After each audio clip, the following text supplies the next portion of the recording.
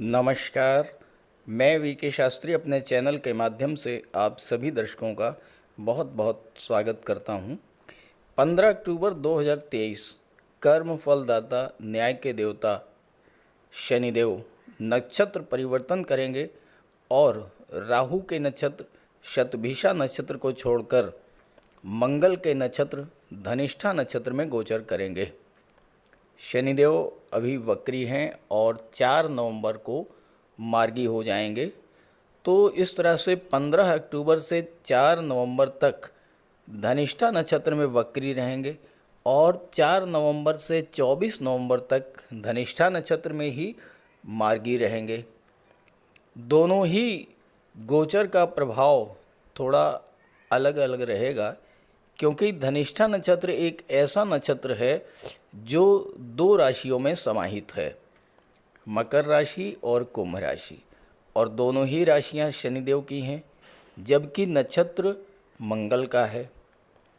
मकर राशि मंगल की उच्च की राशि है और इसमें मंगल बहुत अधिक पावरफुल होते हैं। धनिष्ठा नक्षत्र के 2 चरण मकर राशि में, और चूँकि मकर राशि पृथ्वी तत्व राशि है और धनिष्ठा नक्षत्र के बाकी जो 2 चरण हैं वो कुंभ राशि में होंगे, जो कि वायु तत्वीय राशि हैं। अब देखिए, पृथ्वी हर चीज़ को अपने में समाहित कर लेती है, इसलिए पृथ्वी तत्वीय राशि होने के कारण मकर राशि में जमा करने की यानी होर्डिंग की, संचय की प्रवृत्ति होती है, जबकि वायु में विस्तार का गुण है, हर चीज़ को दूर दूर तक ले जाने का गुण है। और यही वजह है कि धनिष्ठा नक्षत्र में शनि का गोचर 2 तरह के फल प्रदान करते हैं। धनिष्ठा नक्षत्र बहुत प्रभावशाली नक्षत्र है। हालांकि मंगल और शनि में शत्रुवत संबंध हैं, लेकिन 16 नवंबर तक शनि मंगल से त्रिकोण पर रहेंगे, और 2 ग्रह जब त्रिकोण पर होते हैं, चाहे वो शत्रु हों और चाहे मित्र हों, एक दूसरे को एक्टिवेट करते हैं। दोनों ही अपने कारक तत्वों से संबंधित फल प्रदान करेंगे। महत्वपूर्ण बात यह है कि धनिष्ठा नक्षत्र धन का नक्षत्र है और धन की वर्षा तो जरूर होगी, भले ही परिश्रम ज़्यादा करना पड़े। तो शनि के नक्षत्र परिवर्तन का मकर राशि के जातकों के जीवन पर क्या प्रभाव पड़ेगा, इसी का विश्लेषण करेंगे इस वीडियो में। वीडियो के अंत में मैं आपको शनिदेव के उपाय भी बताऊंगा। ये विश्लेषण आपकी चंद्र राशि के आधार पर किया जा रहा है। तो ये है मकर राशि के जातकों की कुंडली। आपके लग्न के स्वामी शनिदेव हैं और शनिदेव का गोचर कुंडली के धन के भाव में है। इस समय शनिदेव वक्री हैं, तो एक भाव पीछे का यानी लग्न के भाव का भी फल प्रदान करेंगे आपको। मंगल आपकी कुंडली में एकादश भाव के स्वामी होकर के दशम में गोचर कर रहे हैं। एकादश भाव आपकी इनकम का, आपके धन का, आपकी इच्छाओं का, आपके सपनों का होता है, आपकी इच्छा पूर्ति का भाव है, और दशम में मंगल दिग्बली होते हैं। तो एकादश के स्वामी होकर के दशम में गोचर करेंगे। इसका सीधा सा अर्थ ये हुआ कि दशम भाव का संबंध एकादश भाव से बना, तो आपको अपने कार्यक्षेत्र से अपनी इच्छाओं की पूर्ति होगी, आपके सपने आपके कार्यक्षेत्र से पूरे होंगे। दूसरी बात, मंगल चौथे भाव के स्वामी भी हैं और चौथे भाव पर दृष्टि भी डाल रहे हैं, तो चौथे भाव की चीज़ों का भी लाभ आपको मंगल प्रदान करेंगे। जहाँ तक शनि की बात है, शनि धन भाव में हैं और लग्न का फल दे रहे हैं, तो लग्न का संबंध धन से बना रहे हैं, यानी आपका संबंध जो है वो धन से बना रहे हैं। इस समय शनि और मंगल दोनों ही बहुत अच्छी स्थिति में हैं, क्योंकि मंगल दशम भाव में दिग्बली होते हैं और शनि तो धन के भाव में गोचर कर ही रहे हैं। अब देखिए, यहाँ पर जो है एक और संबंध बन रहा है। शनि से 9वें स्थान पर है मंगल और मंगल से 5म पर है शनि, तो शनि और मंगल में 9म 5म का योग बन रहा है। जब 2 ग्रह भले ही शत्रु या मित्र हों, नवम पंचम का योग बनाते हैं तो दोनों ही ग्रह एक्टिवेट होंगे, तो मंगल भी एक्टिवेट होंगे और शनि भी एक्टिवेट होंगे। तो ये जो समय रहेगा 15 अक्टूबर से 24 नवंबर तक, चूँकि मकर राशि जो है पृथ्वी तत्व राशि है, संचय की राशि है, होर्डिंग की राशि है, इस समय आप धन का संचय करेंगे। मंगल कार्य क्षेत्र में है, आप किसी भी क्षेत्र में कार्य कर रहे हों, आपको अपने अपने कार्य क्षेत्र से लाभ अर्जित करने का, धन प्राप्त करने का समय रहेगा। जो लोग नौकरी में हैं उनको प्रमोशन वगैरह मिल सकता है, प्रमोशन की उनकी इच्छा पूरी हो सकती है। जो लोग व्यापार व्यवसाय में हैं, खास करके शनि और मंगल से संबंधित कोई व्यापार व्यवसाय अगर कर रहे हैं, रियल एस्टेट से जुड़े हैं, प्रॉपर्टी डीलिंग का कार्य करते हैं, कंस्ट्रक्शन का कार्य करते हैं, आर्किटेक्ट हैं, बिल्डर हैं, बिल्डिंग मटेरियल सप्लायर हैं, मेडिकल और सर्जरी के क्षेत्र से जुड़े हुए हैं, सर्जरी इक्विपमेंट्स का व्यापार व्यवसाय करते हैं, मेडिकल से संबंधित चीज़ों का व्यापार व्यवसाय करते हैं, ऐसे जातकों के व्यापार में वृद्धि देखने को मिलेगी और अपने व्यापार व्यवसाय से धन की प्राप्ति होगी।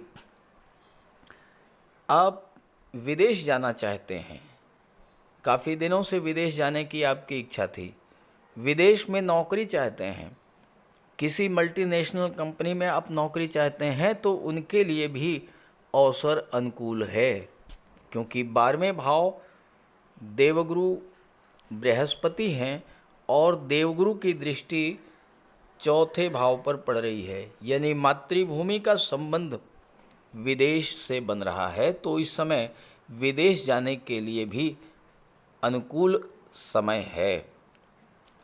अब देखिए, एक महत्वपूर्ण दृष्टि संबंध मैं आपको बताऊं।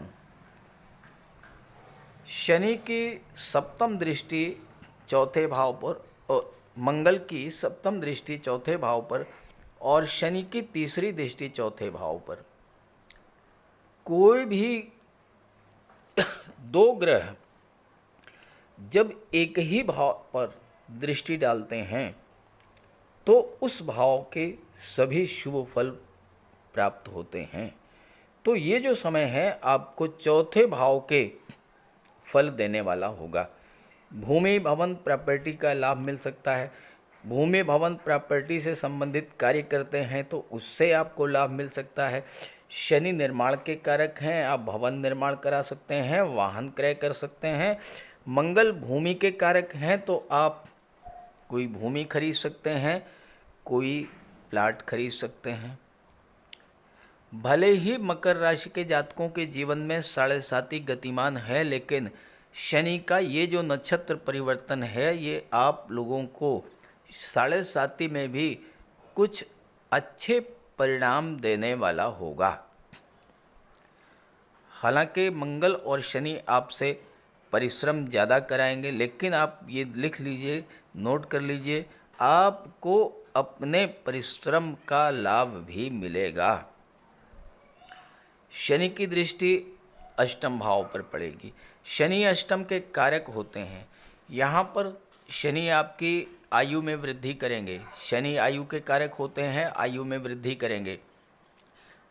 शनि की दृष्टि विच्छेदात्मक होती है और अष्टम भाव पर जब शनि की दृष्टि पड़ेगी तो अष्टम भाव के सभी अशुभ प्रभावों से आपकी रक्षा करेंगे।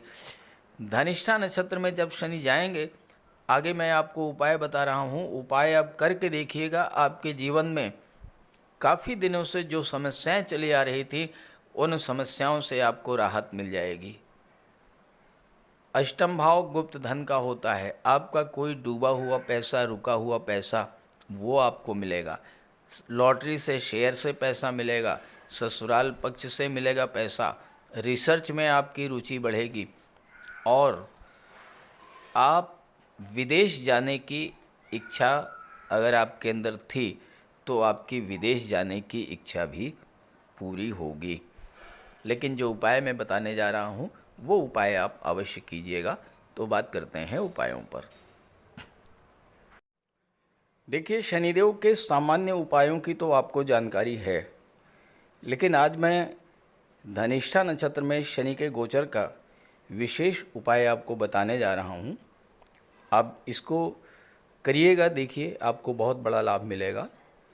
धनिष्ठा नक्षत्र जो है ये वायव्य कोण को दर्शाता है, नॉर्थ वेस्ट यानी उत्तरी पश्चिमी कोना, और शनि की दिशा भी पश्चिम है।